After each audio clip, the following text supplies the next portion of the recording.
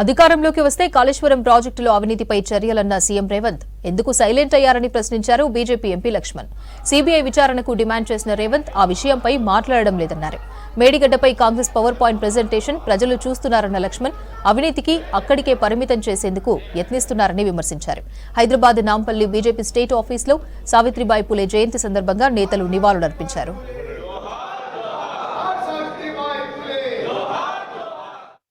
లేక మధ్యలో ఓడినట్టు ఎన్నికల ముందు మీరు ఇచ్చిన హామీలేమిటి? మేము అధికారంలోకి వస్తే ఈ కాళేశ్వరంలో జరిగిన అవినీతిని కుంభకోణాన్ని వెలికితీస్తాం, ఒక సిబిఐ ఎంక్వైరీ చేయించి దానికి బాధ్యులైన వాళ్ళందరి మీద కూడా కఠినంగా చర్యలు తీసుకుంటామని, లేదా వాళ్ళు బొక్కిన సొమ్మంతా కూడా కక్కించి ప్రజలకు పంచుతామని చెప్పారు.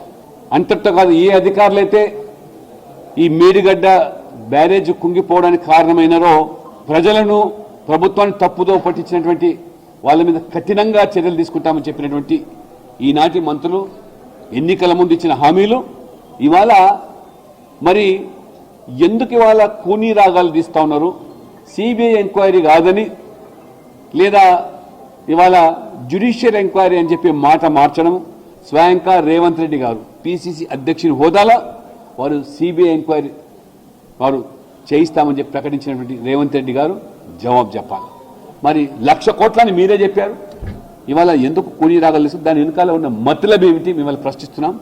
ఎందుకంటే రేపు పార్లమెంట్ ఎన్నికలు సమీపిస్తున్నాయి కాబట్టి ఏ యొక్క విపక్ష కూటమి ఇవాళ నరేంద్ర మోడీ గారిని ఓడించాలి అనేటువంటి ఏకైక ఎజెండా. ఎందుకు ఓడించాలి?